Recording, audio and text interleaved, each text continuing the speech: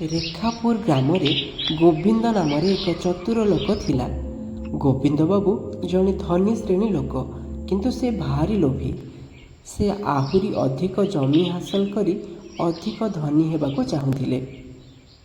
ଦିନେ ଗାଁକୁ ଜଣେ ଅଜଣା ବ୍ୟକ୍ତି ଆସିଲେ, ଯିଏ କହିଲେ, ଗୋବିନ୍ଦ ବାବୁ, ମୁଁ ତୁମକୁ ଏତେ ଜମି ଦେବି ଯେତେ ତମେ ଦୌଡ଼ି ପାରିବ ସେତେ। କଥା ଶୁଣି ଗୋବିନ୍ଦ ବାବୁ ବହୁତ ଖୁସି ହେଲେ। ସେ କହିଲେ, ସତ କହୁଛ ତ? ସେ କହିଲା, ହଁ।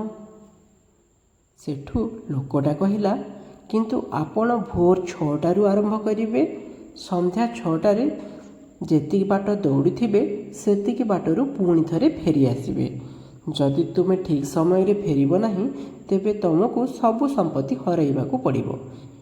ଏହି ନିୟମରେ ଗୋବିନ୍ଦ ବାବୁ ମଧ୍ୟ ରାଜି ହୋଇଗଲେ। ତା ପରଦିନ ସକାଳୁ ଗୋବିନ୍ଦ ବାବୁ ଦୌଡ଼ ଆରମ୍ଭ କଲେ।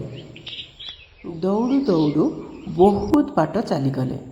ଅଧିକ ଜମି ହାସଲ କରିବା ଲୋଭରେ ସେ ସନ୍ଧ୍ୟା ହୋଇ ଆସୁଥାଏ ସିନା ଆଗକୁ ଚାଲିଥାନ୍ତି। ଯେବେ ଆଗକୁ ଚାଲିପାରିବେନି ବୋଲି ଭାବିଲେ, ସେଠୁ ସେ ପଛକୁ ଫେରିବାକୁ ଆରମ୍ଭ କଲେ। ସେଠୁ କିଛି ବାଟ ଫେରିଛନ୍ତି, ଆଉ ଚାଲିପାରିଲେ ନାହିଁ। ତାଙ୍କ ଦେହରେ ବହୁତ ହାଲିଆ ହୋଇ ପଡ଼ିଥିଲେ ସେ। ସେଠୁ ଗୋବିନ୍ଦ ବାବୁଙ୍କର ସମୟ ମଧ୍ୟ ଆଉ ପାଖରେ ନଥିଲା। ସେ ଲୋକ କହିଥିବା ଅନୁଯାୟୀ ସନ୍ଧ୍ୟା ମଧ୍ୟ ହୋଇଯାଇଥିଲା। ତେଣୁ ନିୟମ ଅନୁଯାୟୀ ଗୋବିନ୍ଦ ବାବୁଙ୍କୁ ସମସ୍ତ ସମ୍ପତ୍ତି ମଧ୍ୟ ହରାଇବାକୁ ପଡ଼ିଲା। ତ ଏଇ ଛୋଟ କାହାଣୀରୁ ଆମେ ଜାଣିଲେ, ବେଶୀ ଲୋଭ କରିବା ଭଲ ନୁହଁ। ଅତି ଲୋଭରୁ ଅନେକ କିଛି ପାଇବା ଆଶାରେ ଆମକୁ ଅନେକ କିଛି ହରାଇବାକୁ ମଧ୍ୟ ପଡ଼େ।